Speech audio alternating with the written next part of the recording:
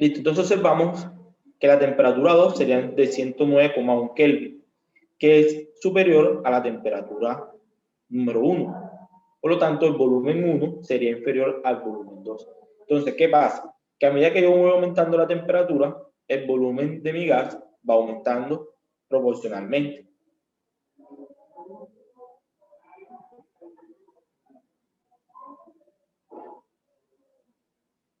Ley de Gay-Lussac. Me relaciona la temperatura con la presión. Entonces, esto se tiene que dar a una masa constante y a un volumen constante. Y me establece que a mayor temperatura, mayor es la presión. Y es el proceso por el cual funcionan las ollas de presión, que ellas pueden alcanzar una temperatura muy superior en su interior, pues están totalmente, digamos que selladas. Entonces la presión interna va a aumentar y por lo tanto la temperatura también va a aumentar. Entonces lo podemos relacionar por la siguiente ecuación. P1 sobre la temperatura 1 es igual a la presión 2 sobre la temperatura 2. Y esto se tiene que dar a número o masa constante y volumen constante. Ejemplo. Un gas ocupa un recipiente de 1.5 litros de volumen constante a 50 grados y 550 milímetros de mercurio. ¿A qué temperatura, en grados centígrados, llegará el gas si se aumenta la presión interna a 770 grados Celsius?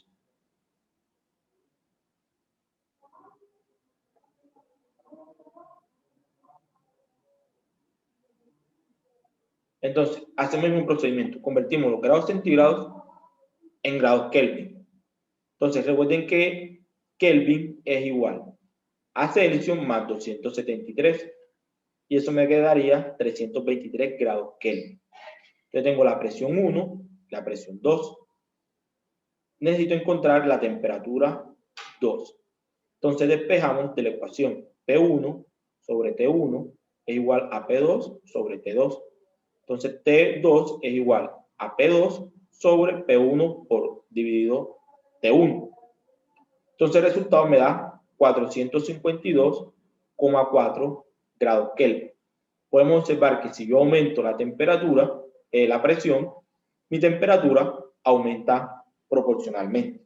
Y esto se da a volumen y cantidad de sustancia constante.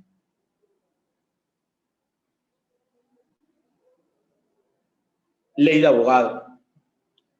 La ley de Avogadro es una ley de los gases que relaciona el volumen con la cantidad de gas a presión y temperatura constante.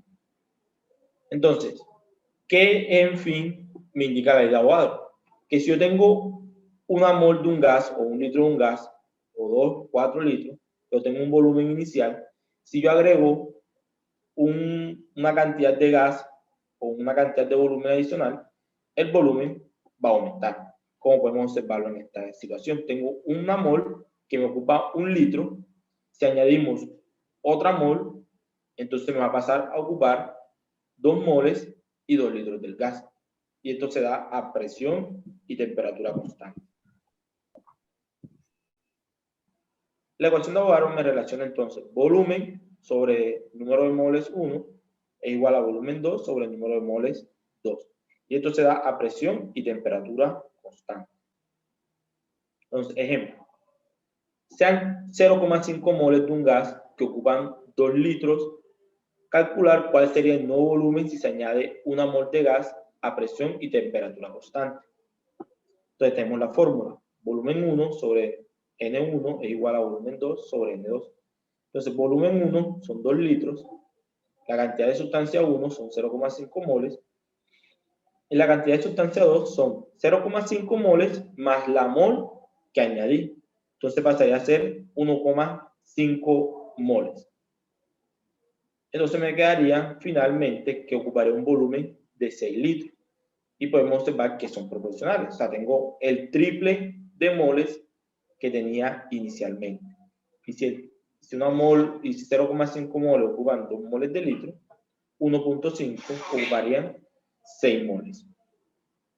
6 litros, disculpe. Ley de Dalton. La ley de Dalton o la ley de las presiones parciales me indica que la presión total de un recipiente es igual a la presión que ejercen cada uno de los gases que lo componen. Por ejemplo, en la imagen podemos observar que tenemos un solo elemento, un solo compuesto. Profe. Más, ¿me va a decir algo? Sí, señor. Profe, qué pena interrumpir. Profe, es que lo que pasa es que mi internet es muy malo. Profe, ¿podría volver la diapositiva, porfa, para tomarle pantalla? Se le escucha como... Sí, señor. Gracias, profe. Listo. Bueno, entonces me relaciono a las presiones parciales de cada uno de los gases que lo conforman. Por ejemplo, en el recipiente 1 tengo un gas y en el recipiente 2 tengo otro gas. Entonces cada uno me marca una presión totalmente diferente. Entonces la presión total vendría siendo la suma de la presión 1 con la presión 2. Podemos observarlo en el manómetro. Entonces, ecuación de Dalton sería presión total es igual a la presión 1 más la presión 2 más la presión 3 hasta la presión N, dependiendo cuántos gases estén involucrados en mi recipiente. Ejemplo. Entonces, calcular la presión de una mezcla contiene los siguientes gases. Tengo 20 gramos de oxígeno. Disculpa, Dime. profe. ¿Podrías colocar la anterior diapositiva, por favor?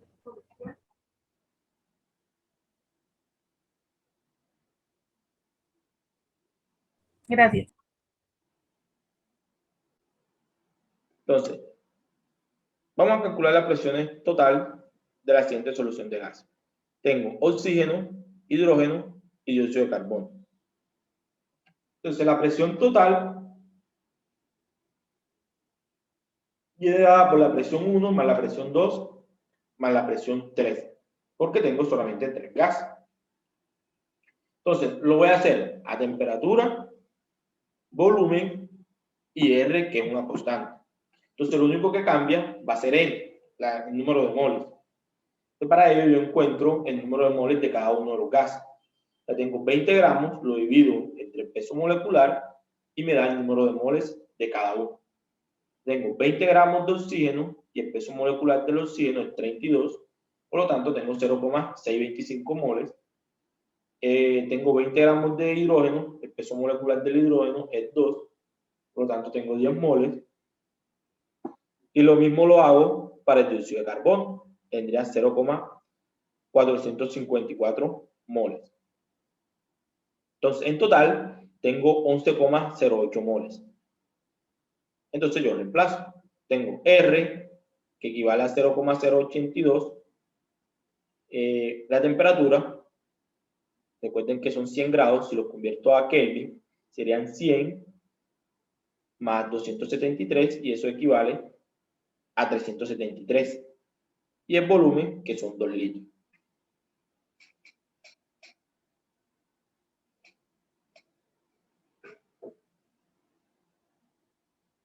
¿Cómo se calcula la anterior, porfa? Hay un momentico. La diapositiva anterior. Señor.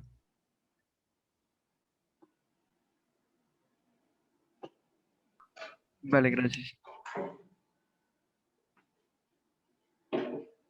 Me preguntan cómo se calculan los moles. Los moles se calculan de la siguiente manera.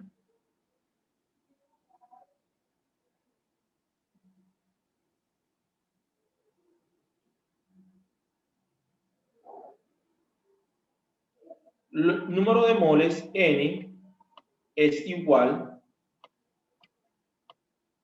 a los gramos sobre el peso molecular. En este caso tengo, por ejemplo, en el oxígeno tengo 20 gramos y eso lo divido entre el peso molecular. El peso del oxígeno es 16, pero como tengo dos oxígenos serían 32. Entonces esto sería gramos y esto sería gramos por mol. Entonces, gramos con gramos se cancelan y me queda la unidad en mol. Recuerden la ley de la orejita, queda 1 sobre 1 sobre 1 sobre mol. Entonces, al multiplicar este por este me queda en el numerador. Y de ahí es donde salen los 0,625 moles. ¿Entendieron? Sí, bro. Sí, las diapositivas yo se las voy a mandar al tutor y él las sube al Drive para que las tengan a la mano.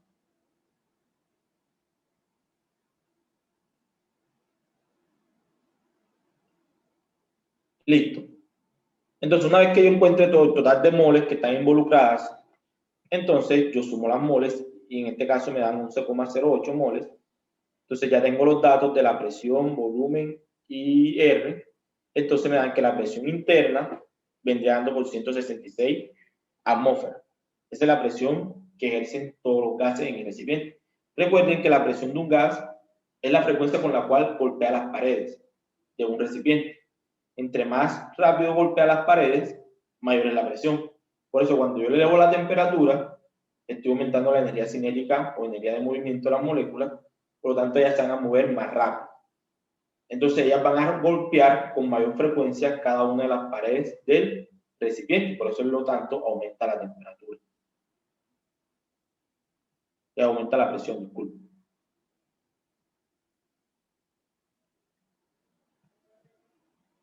Entonces, gases ideales. Los gases ideales tienen que cumplir las siguientes condiciones. Las moléculas de los gases se mueven a grandes velocidades de forma lineal, pero no desordenada. O sea, ellas siempre se van a mover en líneas rectas. Ellas no van a hacer ningún tipo de curva. Entonces, la velocidad de las moléculas de un gas es proporcional a su temperatura absoluta. Significa que... Profe, Dime.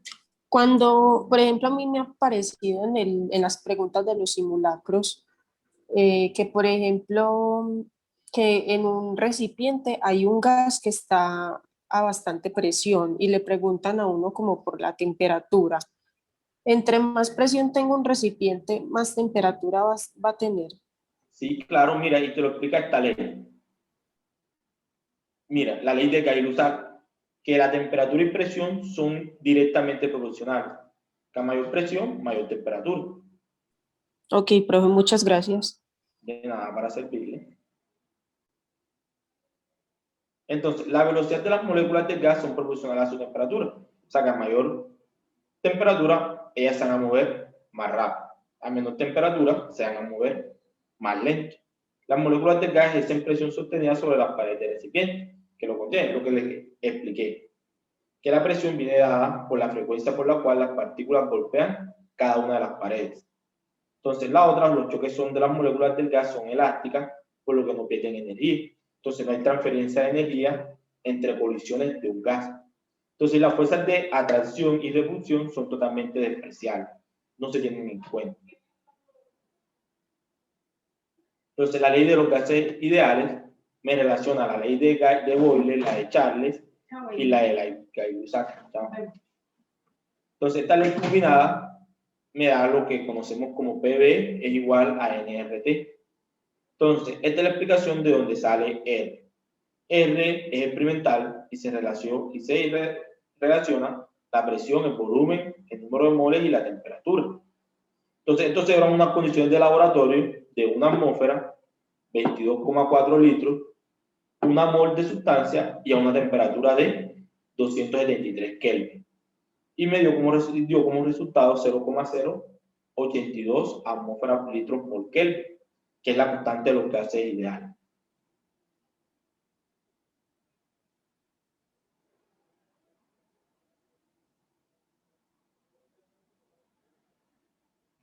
La anterior, esta.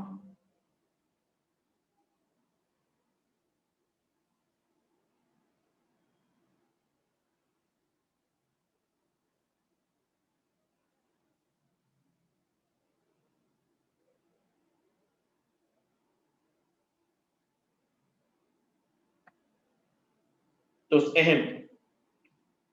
¿Quién más escribió? Listo. Ejemplo. Calcular el número de moles de un gas que tiene un volumen de 350 mililitros a 2,3 atmósferas de presión y 100 grados Celsius. Entonces, primero convertimos los grados Celsius a grados Kelvin, a 100 le sumamos los 273 y eso me da como resultado 373 Kelvin. Entonces, número de moles es igual a PV sobre RT. Entonces, nos dan las atmósferas, que son 2,3 atmósferas, nos da la presión, que son 2,3 atmósferas, nos dan el volumen, que son 350 mililitros, lo pasamos a litros, y 350 entre 1000, acá. Entonces tengo el volumen, serían 350 entre 1000, que me da 0,35 litros. Tengo la constante de los gases, que esta no se altera, siempre va a ser la misma, y tengo la temperatura. Entonces, bajo estas condiciones, yo tengo 0,263 moles. Listo, chicos. Ha sido toda la presentación. Entonces, ahora vamos a responder preguntas. Profe, ¿qué es MMHG? MMHG, ¿qué es eso? Milímetros de mercurio. Es una unidad para medir presión.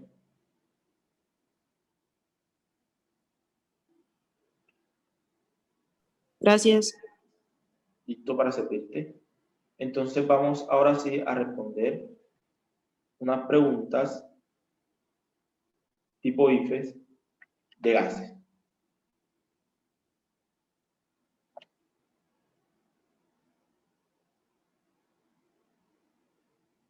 Si es necesario, Rosa, pues recuerda que los grados Celsius está el 0. Entonces, ese 0 te podrá formar un problema, porque recuerda que todo número multiplicado por 0 da 0, y entonces el denominador te podría dar 0. Y recuerda que da indefinido un número dividido entre 0. Por eso sí es necesario convertirlo a grados Kelvin.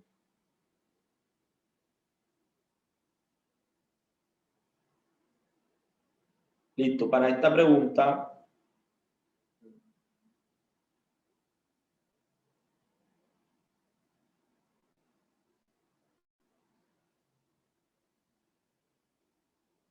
me regalan un segundo que se me descontroló un poco esta cuestión acá.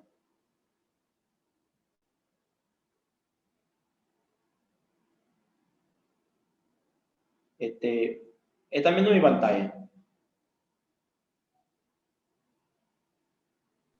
Sí, profe. Sí, señor. Listo, entonces para esta pregunta, porfa, me colabora. A ver. Daira Con la Sosa, lectura, ¿está? profe. Profe, con la lectura. Sí, con la lectura. Dice, un recipiente de 10 litros de capacidad contiene 0.5 moles de nitrógeno, 2.5 moles de hidrógeno y 1 mol de oxígeno. De acuerdo con esto, es correcto afirmar que la presión A total en el recipiente depende únicamente de la presión parcial del hidrógeno.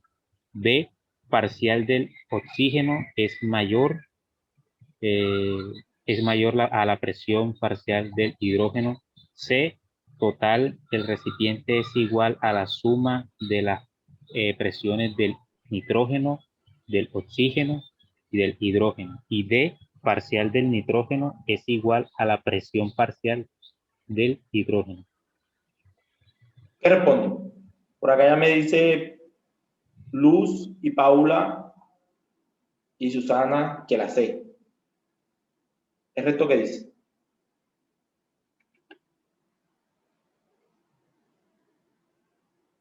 Pues, profe, yo creo que es la C porque ¿cómo va a depender eso de un solo componente sabiendo que hay 3 gases dentro del tarrito? La sé porque Porque las 3 afectan la presión. es correcto. Y como dice nuestra compañera se llama Luz Torres, es la ley de Dalton, la ley de las presiones parciales, que la presión total es la suma de las presiones de los gases que intervienen en la mezcla. En este caso tengo nitrógeno, oxígeno, hidrógeno, entonces va a ser igual a la suma de la presión del nitrógeno, del oxígeno y del hidrógeno. Muy bien.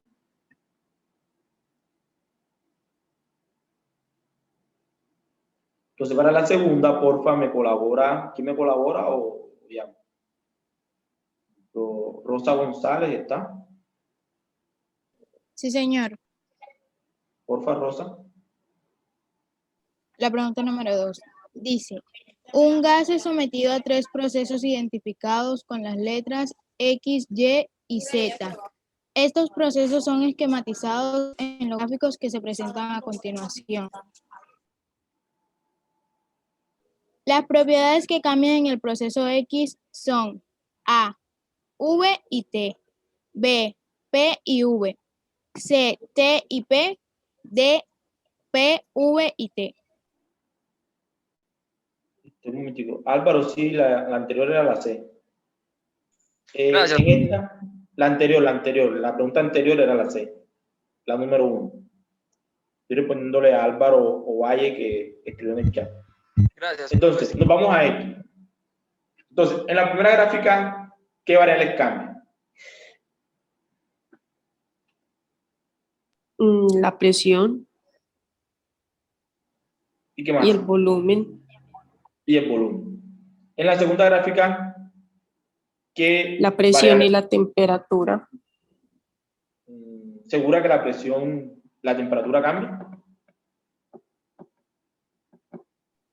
Es correcto, Luctor. La Sí. temperatura Para X no. para X no cambia. Para X no. Observa que la temperatura se mantiene igual. Lo único que está aumentando es la presión. Entonces la temperatura se mantiene constante en la segunda gráfica. Entonces en X solamente cambia volumen y presión. La respuesta correcta es la B. ¿Entendieron? ¿Alguna pregunta?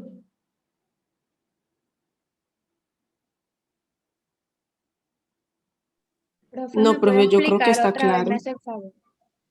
Te explico nuevamente. Entonces nos dicen, un gas es sometido a 3 procesos identificados con la letra X, Y y Z. Estos procesos son esquematizados en los gráficos que se presentan a continuación. Nos dan en la primera relacionan presión y volumen, y en la segunda presión y temperatura. Entonces, las propiedades que cambian en el proceso X, o sea, en la región de X, en esta flecha y en esta flecha, ¿cuáles son?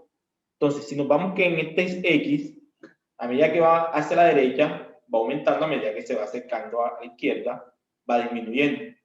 Entonces, en presión, a medida que sube, va aumentando, a medida que baja, va aumentando. Si se mantiene horizontal, se mantiene constante. Entonces, ¿cuáles son las propiedades que cambian en X?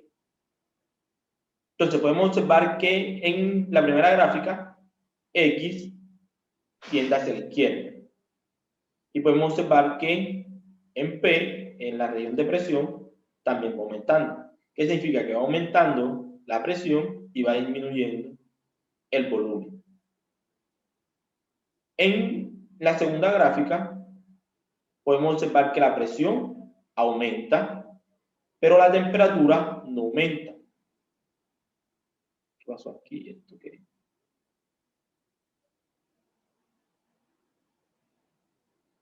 Podemos observar, miren.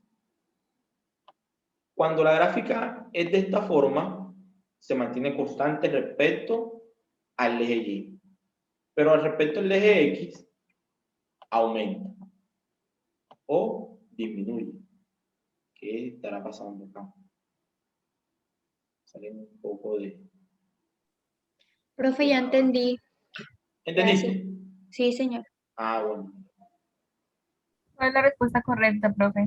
La respuesta correcta es la B, presión y volumen.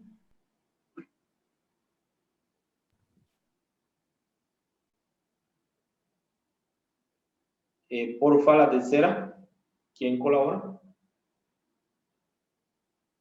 A temperatura constante y a una atmósfera de presión, un recipiente cerrado y de volumen variable contiene una mezcla de un solvente líquido y un gas parcialmente miscible en él. tal como lo muestra el dibujo. Si se aumenta la presión, es muy probable que la concentración del gas en la fase A líquida aumente, B líquida permanezca constante, C gaseosa aumente, D gaseosa permanezca constante.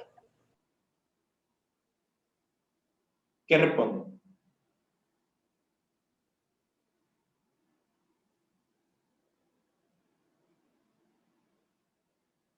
No, profe, aún no sé. Espere un momentico para pensar la respuesta. Analice.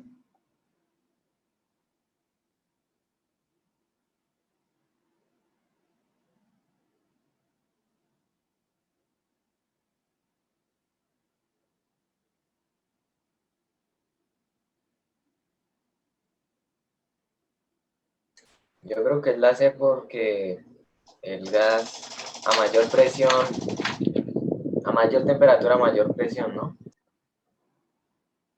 Pero la temperatura ahí es constante. Es Aquí correcto. lo que cambia es la presión y el volumen. Es correcto. Entonces, imagínense el experimento mentalmente.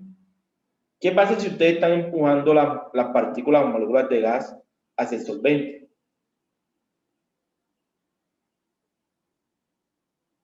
O sea, profe, que, Profe, Se pueden mezclar. Se pueden mezclar. que, Por lo que tanto, Aquí dice en que la son fase miscibles. líquida aumenta la concentración del gas, ¿cierto?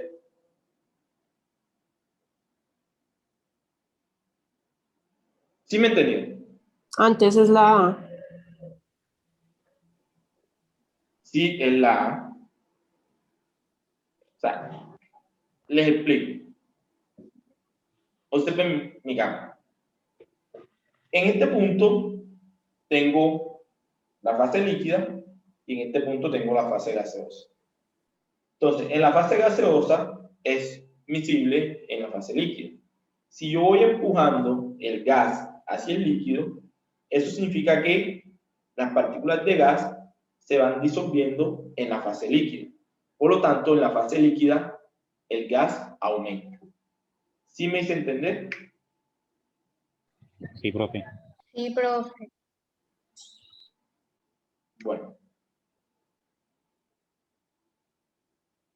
La 4, porfa, ¿quién me colabora?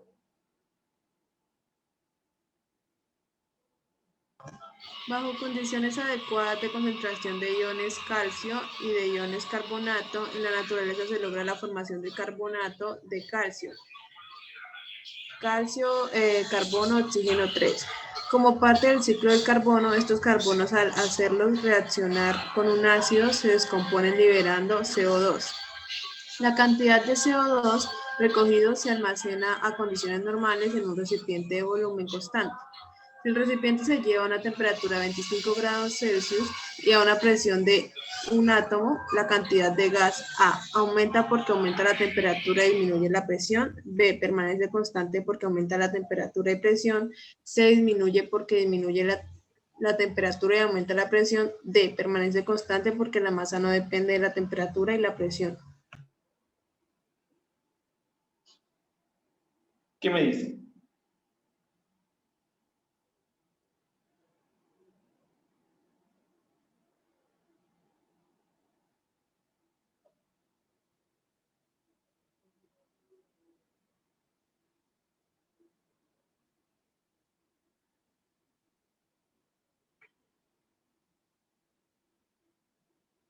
Esa no sería la ley de Gay-Lussac.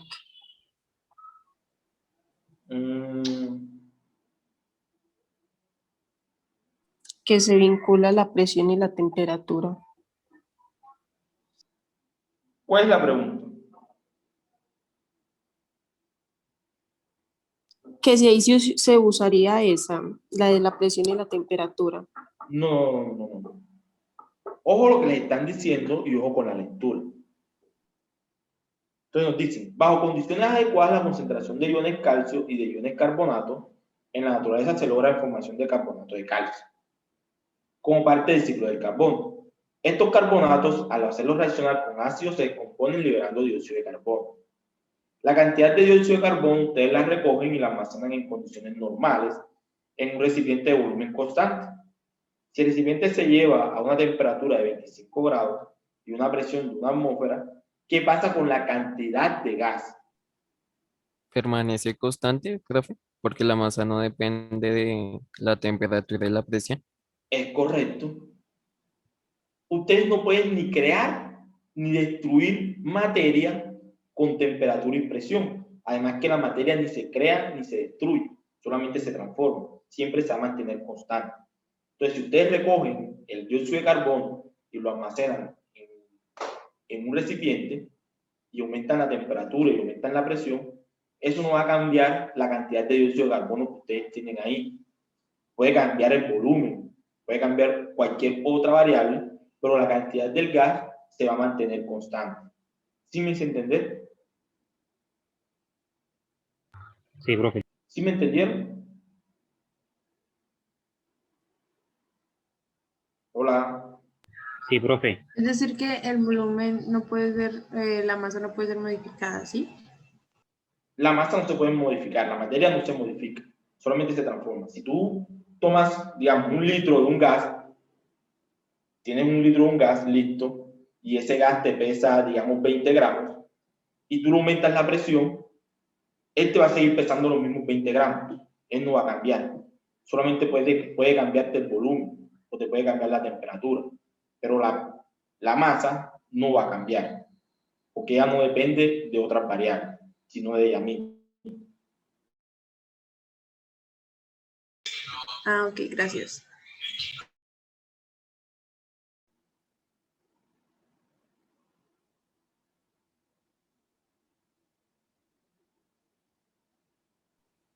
Profe, Dime. o sea que en estas, pues en las leyes de Boyle, de Charles, de Gay-Lussac, y creo que también en las otras, la masa siempre va a ser constante, porque si no, no se puede hacer una comparación. Es correcto, la masa siempre es constante, solamente cambia en una de las leyes donde relaciona la cantidad de masa con el volumen, es la cantidad de materia con el volumen, que a mayor cantidad de sustancia, mayor es el volumen. Por ejemplo, si tienes una gaseosa de 1 litro y tú le agregas otro litro más, el volumen cambia, ¿cierto? Porque tienes mayor cantidad de sustancia. ¿Sí me hice explicar? ¿Me hice entender? Sí, profe.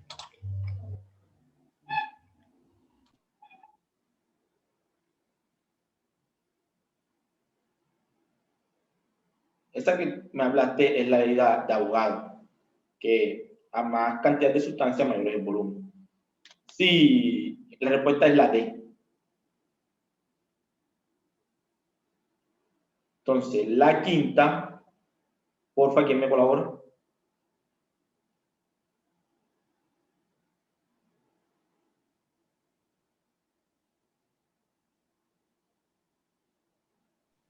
Andrés.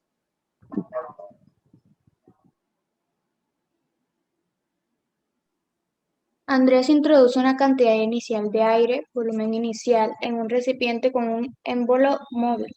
Luego pone el libro sobre el émbolo y registra el cambio de volumen observado, volumen final. A continuación se observan los datos obtenidos.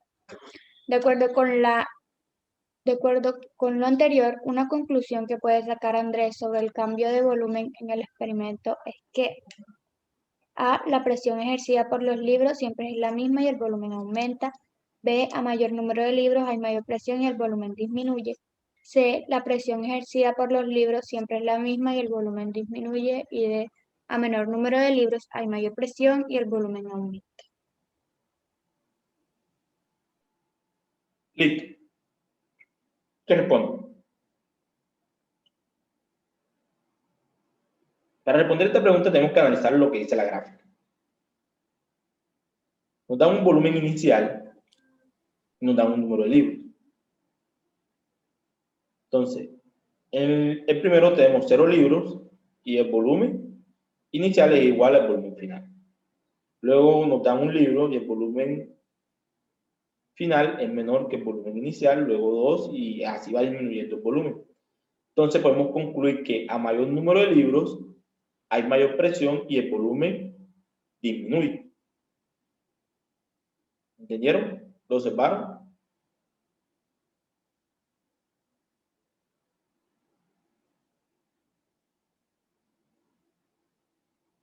Hola. ¿Puedes repetir el último? O sea, lo que tenemos que observar es la tabla.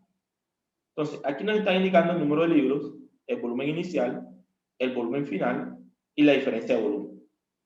Entonces, con 0 libros, el volumen se mantiene. Con 1 libro, el volumen final cambia.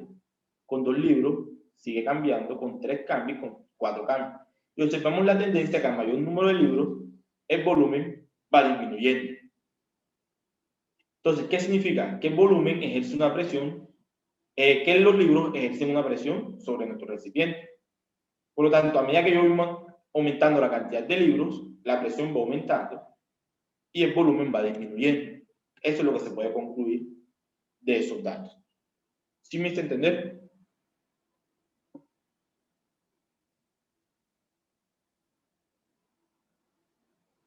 Hola.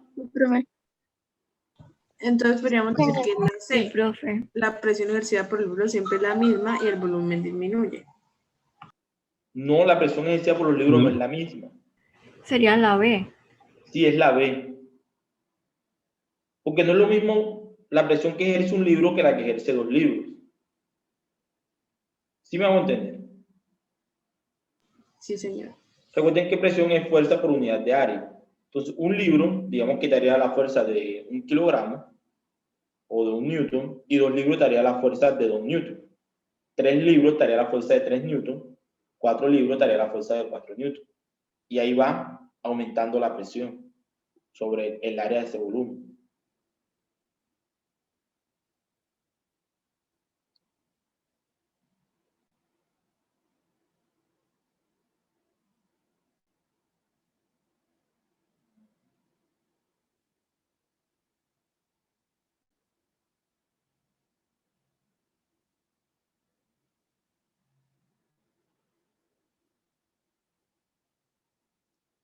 La 6, porfa, ¿quién me colabora?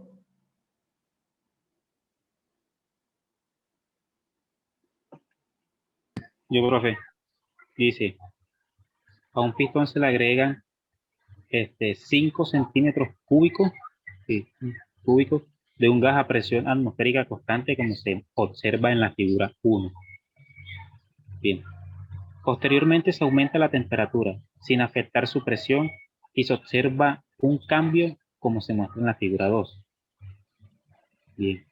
Con base a la información anterior, puede concluirse que la relación entre el volumen y la temperatura en el interior del pistón es A, inversamente proporcional porque el volumen del gas aumenta cuando aumenta la temperatura. B, inversamente proporcional porque el volumen del gas aumenta cuando disminuye la temperatura. C, directamente proporcional porque el volumen del gas aumenta cuando aumenta la temperatura. Y D, directamente proporcional porque el volumen del gas aumenta cuando disminuye la temperatura.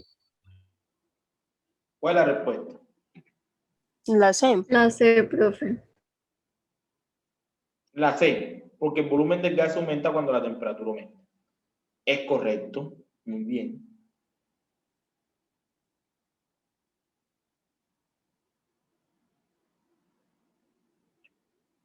Bueno, vamos.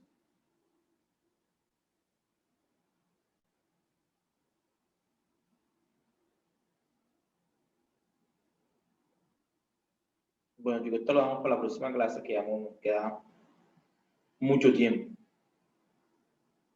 Entonces, por hoy ha sido todo.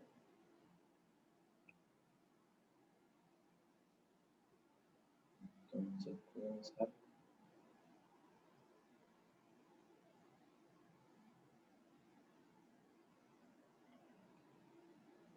Bueno, chicos, por hoy hemos terminado. Espero que hayan disfrutado la clase, que hayan aprendido cosas nuevas, que le ayuden en sus saberes de escuela o para aquellos que se están preparando solamente para pruebas IFE como tal,